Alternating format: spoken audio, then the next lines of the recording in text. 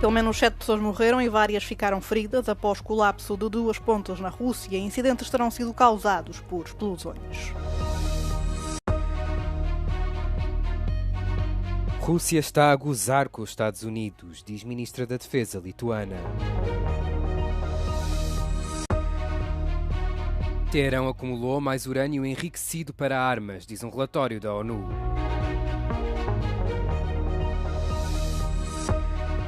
A União Europeia lamenta profundamente a duplicação dos direitos aduaneiros sobre o aço e o alumínio impostos pelo presidente dos Estados Unidos, Donald Trump. Várias pessoas morreram e dezenas ficaram feridas depois de 2 pontes terem desmoronado na Rússia. Ambos os incidentes ocorreram em regiões que fazem fronteira com a Ucrânia. As autoridades russas dizem que os colapsos foram causados por explosões, mas não revelaram a origem das mesmas. Uma das pontes, localizada na região de Briansk, caiu em cima de um comboio de passageiros que viajava de Klimov para Moscovo no sábado à noite. Pelo menos 7 pessoas morreram e 71 ficaram feridas. Horas mais tarde, um segundo comboio descarrilou depois da ponte que o suportava desmoronar na região de Kursk. A composição incendiou-se e um maquinista ficou ferido.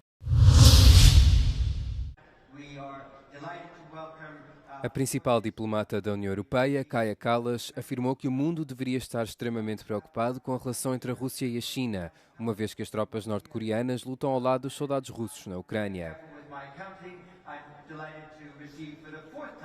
Kallas disse que a segurança europeia e asiática estão muito interligadas, enquanto falava num painel sobre como garantir a segurança global.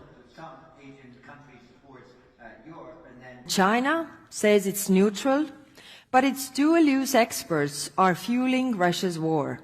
When China and Russia speak of leading together, the change is not seen in 100 years, and of revisions of the global security order, we should all be extremely worried.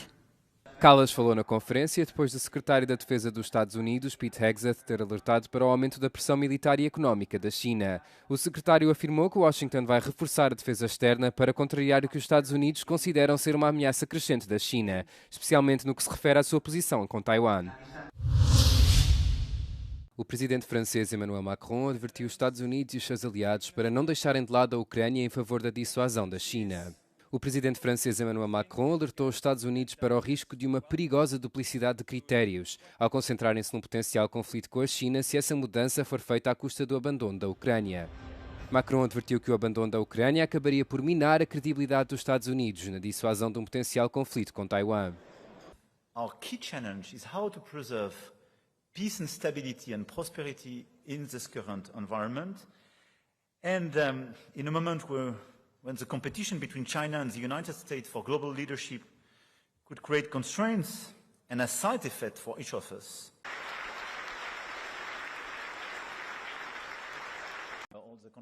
No discurso proferido durante o diálogo de Shangri-La, em Singapura, Macron fez questão de sublinhar que o discurso foi proferido com o secretário da Defesa dos Estados Unidos da América, Pete Hegseth, na plateia.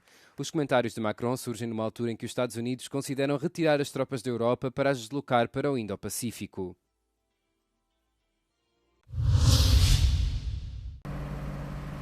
A ministra da Defesa da Lituânia acusou a Rússia de estar a gozar com o governo dos Estados Unidos por causa da recusa do Kremlin em se envolver de forma significativa nas conversações de cessar-fogo. A ministra fez estes comentários numa entrevista à Euronews durante um exercício da NATO na Lituânia. We don't really take this process seriously. They stall. In my opinion, we already mock American government. They are showing disrespect to any effort to reach any agreement. On the other hand, or should they?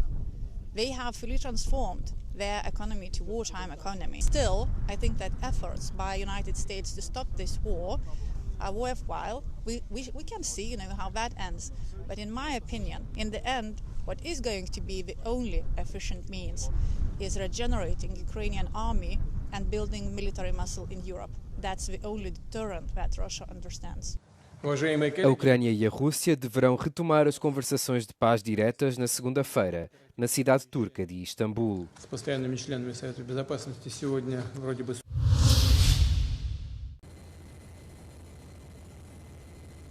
Os ministros da Defesa da NATO estão reunidos em Bruxelas esta semana, onde os objetivos de capacidade da aliança, essencialmente a força global da NATO e a sua prontidão para a guerra, estão no topo da agenda.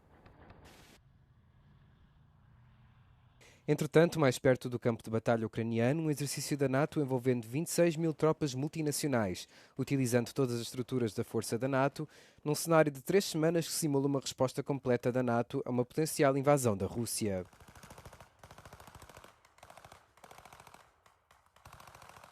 We definitely were not ready to defend ourselves when the Soviet Union collapsed.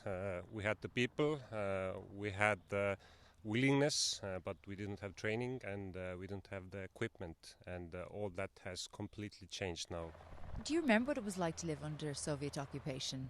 Luckily we do, and that's why we want to make sure that nothing like that returns.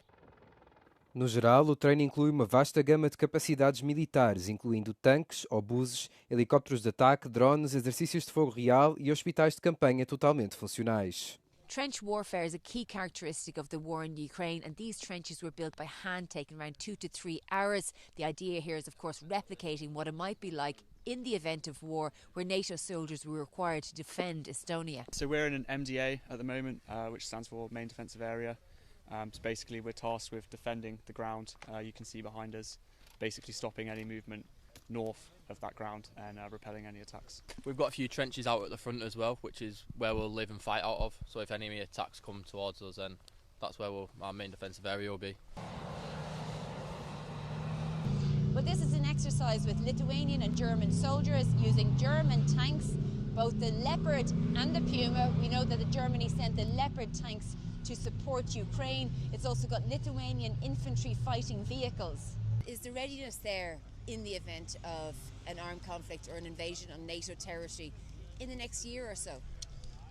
The capability to rapidly move into these locations are always here.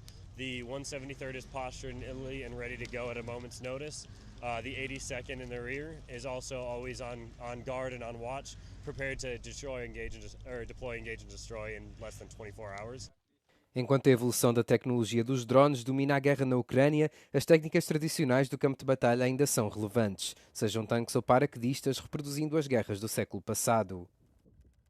150 paratroopers from 5 NATO countries, Germany, the United States, France, Italy and the Netherlands will come here and in theory be here to reinforce Lithuanian soldiers in the event of an invasion.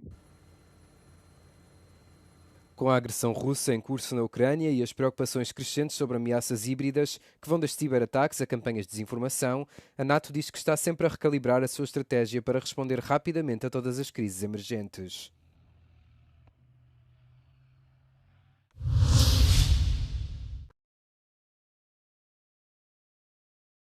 O Irão aumentou ainda mais as suas reservas de urânio enriquecido para níveis próximos do armamento, revelou um relatório da Agência Internacional de Energia Atómica. O relatório surge numa altura delicada em que a administração americana procura chegar a um acordo com Teherão para limitar o seu programa nuclear. As duas partes realizaram várias rondas de conversações, até agora sem um acordo. A agência da ONU emitiu um aviso severo, dizendo que o Irão é agora o único Estado sem armas nucleares a produzir tal material, algo que eles disseram ser de séria preocupação.